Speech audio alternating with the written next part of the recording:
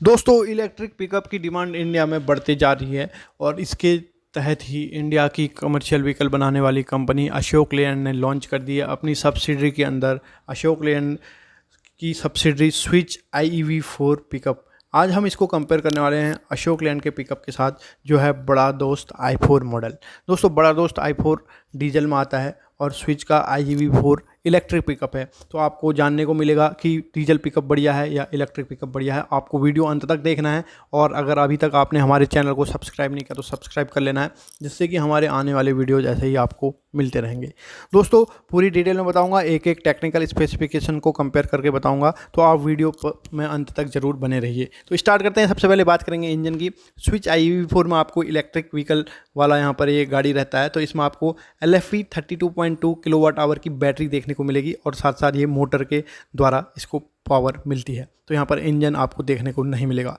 बड़ा दोस्त i4 जो कि अशोक लेलैंड का एक डीजल पिकअप है, इसमें आपको 1.5 लीटर का 3 सिलेंडर वाला डीजल इंजन देखने को मिलेगा। तो एक मेजर डिफरेंस दोनों पिकअप में देखने को मिल रहा है। एक यहाँ पर इलेक्ट्रिक पिकअप है और दूसरा डीजल पिकअप आपको देखने को मिलेगा। पावर की बात करें तो स्विच IEV4 की जो मैक्सिमम पावर रहती है 60 किलोवाट की मैक्सिमम पावर इसका इंजन आपको जनरेट करके देता है। इसमें इंजन तो नहीं रहेगा, इसकी जो मोटर रहती है वो जनरेट करके आपको देगी। वहीं बड़ा दोस्त i4 में आपको 59 किलोवाट की मैक्सिमम पावर इसका डीजल इंजन आपको जनरेट करके देता है। तो लगभग एक जैसी पावर देखने को मिलेगी। टॉर्क की बात करूं तो स्विच IEV4 में आपको 250 न्यूटन मीटर का टॉर्क इसकी मोटर जनरेट करके देती है। वहीं अशोक लेलैंड बड़ा दोस्त i4 में आपको 190 न्यूटन मीटर का टॉर्क देखने को मिलता है। तो टॉर्क के मामले में इलेक्ट्रिक पिकअप डीजल पिकअप से आपको यहाँ पर कहीं आगे देखने को मिलेगी।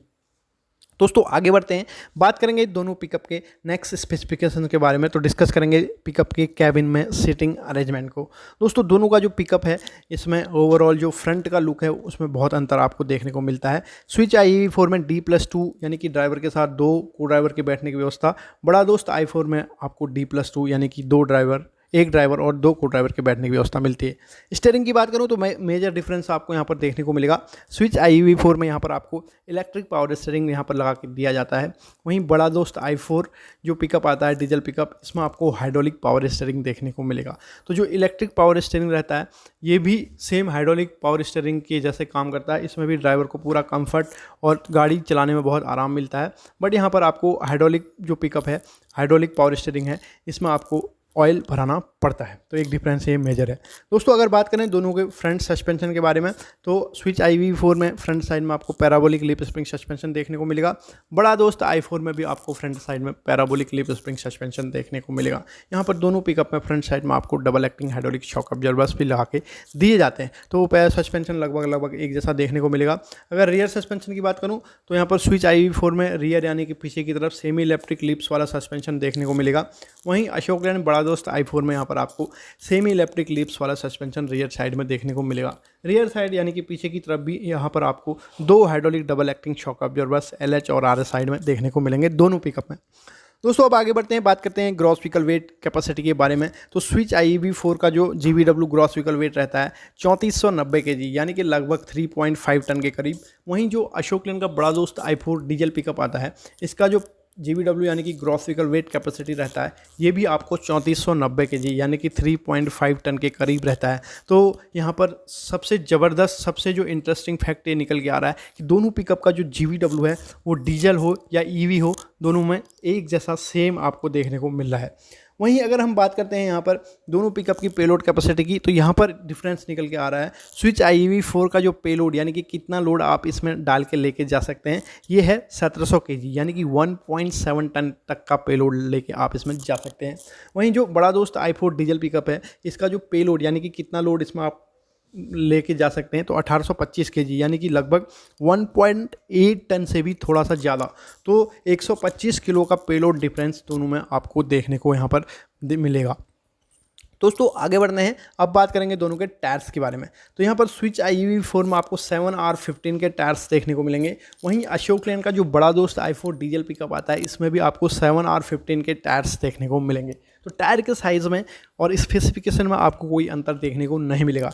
यहाँ पर फ्रंट साइड में दोनों में आपको 2 टायर, रियर साइड में आपको 2 टायर और एक स्पेयर टायर दोनों में आपको कंपनी प्रोवाइड करती है। तो स्विच की गाड़ी में और अशोक लेलैंड की बड़ा दोस्त डीजल की गाड़ी में लगभग एक जैसे टायर्स देखने को मिलेंगे। बात करें दोनों के लोड बॉडी की डायमेंशंस की, तो स्विच IV4 की लोड बॉडी की डायमेंशन हम सबसे पहले देखेंगे। इसकी जो लोड बॉडी की लेंथ रहती है 9.7 फीट के करीब रहती है और विड्थ जो रहती है 5.7 फीट के करीब इसकी विड्थ रहती है।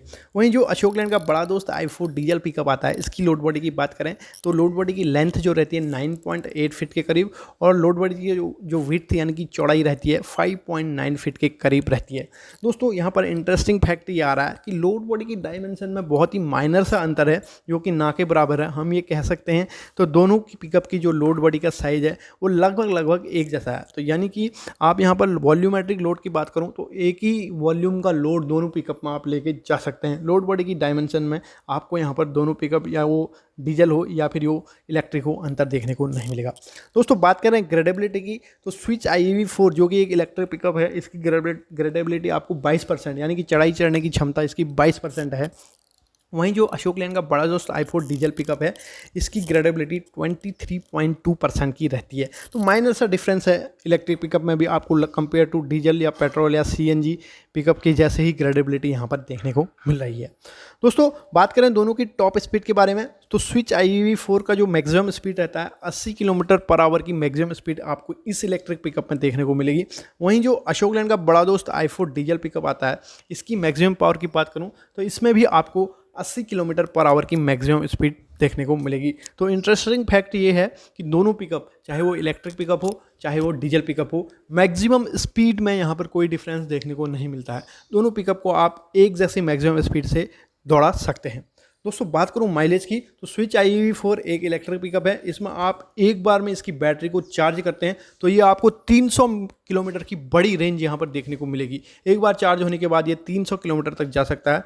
वहीं जो अशोक लैंड का बड़ा दोस्त i4 पिकअप है जो कि एक डीजल पिकअप है, इसमें आपको लगभग 17.5 kmpl का माइलेज यानी कि 17.5 किलोमीटर पर लीटर, 1 लीटर पेट्रोल में ये लगभग 17.5 लीटर का डिस्टेंस तय करेगा।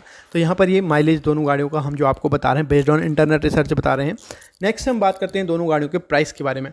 स्विच IV4 अभी तक लॉन्च नहीं हुआ है मार्केट में, अभी इसके स्पेसिफिकेशंस कंपनी ने अपनी वेबसाइट में जारी किए हैं और लास्ट वीक यहाँ पर कंपनी ने रिवील किए थे।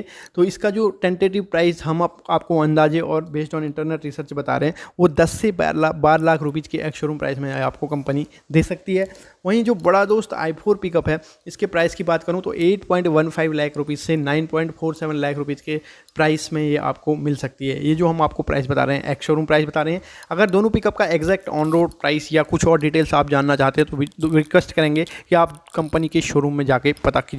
दोस्तों वीडियो को देखने के लिए बहुत बहुत धन्यवाद। चैनल को सब्सक्राइब, वीडियो को लाइक और शेयर जरूर कीजिए।